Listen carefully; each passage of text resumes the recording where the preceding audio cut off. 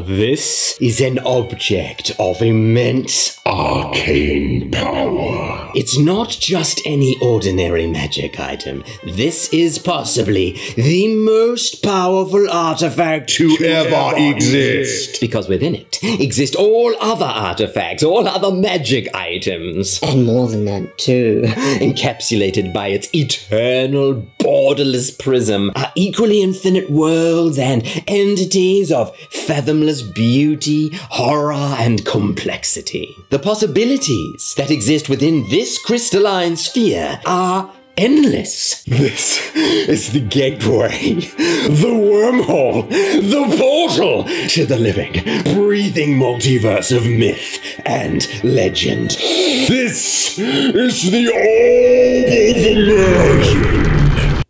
Hi, I'm Nicholas the Dungeon Master. Pleased to meet me. I've been fleetingly passionate about a great many things in my life, but none have withstood the test of time and defied my disposition for disenchantment quite so enduringly as has Dungeons and Dragons. Or more broadly speaking, it is immersive cooperative storytelling that has utterly captivated me, which prevails today in the form of tabletop role-playing games. I've been a dungeon master for 6 years now. Oh, that's hot. I've been a dungeon master for 6 years now, having run a homebrew campaign for an adventuring party that survived against all odds from level 1 to beyond 20. We would play for entire weekends every month, stopping only for sleep to really sink our teeth into the experiences of our fantasy world and the characters we created. And despite living and breathing D&D all those years, running the campaign was basically a second job. Am I right, DMs?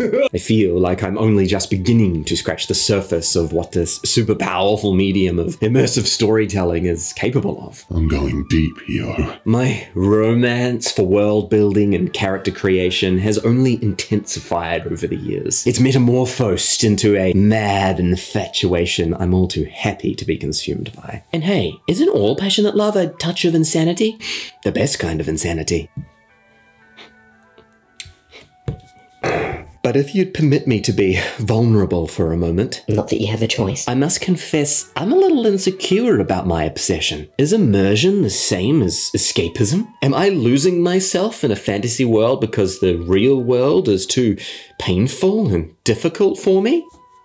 But I think there's more to the story. More to be said about the role immersion can play, and has played, in our lives as human beings. The Norwegian psychologist Frodo argues that there exists 2 forms of escapism, each with different outcomes depending on the motivation that lies behind the immersion. Escapism in the form of self-suppression stems from motives to run away from unpleasant thoughts, self-perceptions and emotions, such as binging alcohol or Netflix. Whereas self-expansion stems from motives to gain positive experiences through immersion, to discover new aspects of self. That's exactly it. Self-suppression versus self-expansion. Tabletop RPGs, I reckon, are the closest activity of immersion we have that results in self-expansion. Immersive role-playing helps us explore parts of ourselves that tend to remain otherwise hidden. We can make discoveries about our ethics and morality, our emotional needs, our values, and our fears. Oh, you open the door? Alright, so as it opens and you peek through into the dark recesses beyond, it's your father and mother and they want to talk about how disappointed they are in you. By role-playing characters unlike what we believe we are, we might discover that those characters are actually closer to us than we think. Parts of ourselves that, for one reason or another, are seeking to be expressed, needing to be explored. The same goes for imaginary worlds we create. Close friends I've had at the table, I've only ever seen cry at the table. And not in a "that film was really sad" kind of way, but in a way that deeply challenges you on a personal level, not just a tragedy by extension. Something that feels like it's a part of your own life. And it is. Remembering moments in D&D is exactly the same to our brains as remembering real-life events, because we are creatures of narrative, no matter which way you slice it. We like making stories. When you play Dungeons & Dragons, you may be playing a character that isn't you, but that character is Wholly. A part of you. Not just some protagonist authored by someone else in a book or on the screen. No, it is your agency in the imaginary world. Your choices, your will, your desires, your Devilish fetishes. all experienced through a lens which acts as social safety glass. And so the table can be a very effective arena for us to gently encourage one another to feel more broadly than we allow ourselves to in the real world. A training ground for confronting difficult emotions or ideas. And because of that, the real world can become a little less heavy, as does the weight of our own being. And as for the objection that escapism is just pretend and an insult to the real world, I counter with a quote from the late and great Gary Gygax of Dungeons & Dragons fame. Of course, as children, we all, in all cultures and societies, learn behavior from observation, imitation, and encouragement of various kinds. So by the suggestion made, we all pretend most of the time.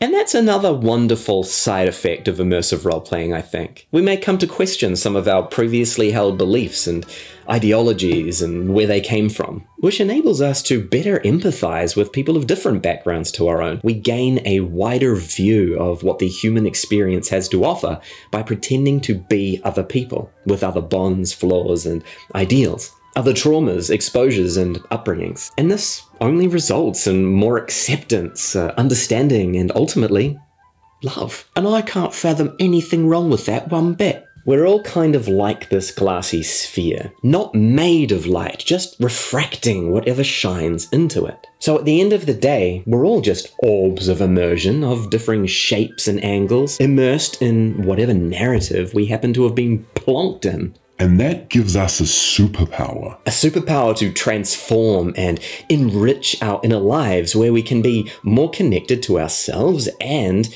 our comrades at the table. You can only climb that impossible mountain to slay the dragon with your best friends at your side through immersive role-playing. And that's a gift of life that's offered nowhere else. And with that, my friends, I cast Disintegrate on that insecurity. It's time to play some mother-flippin' Dungeons and Dragons.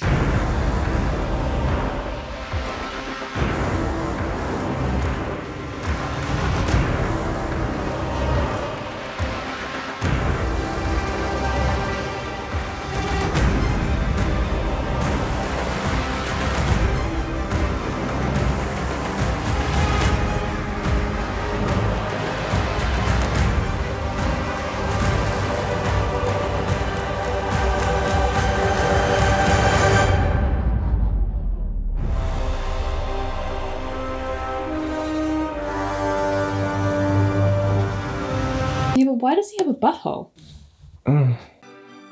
The orb of immersion belongs to no one and everyone. The number of creatures that can attune to it simultaneously is Infinite. and unlike other magic items, the orb of immersion only takes one action to attune.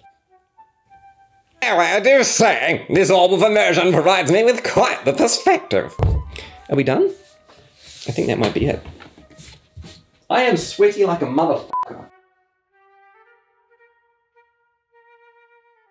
Oh, the candles. Deluminous. He's actually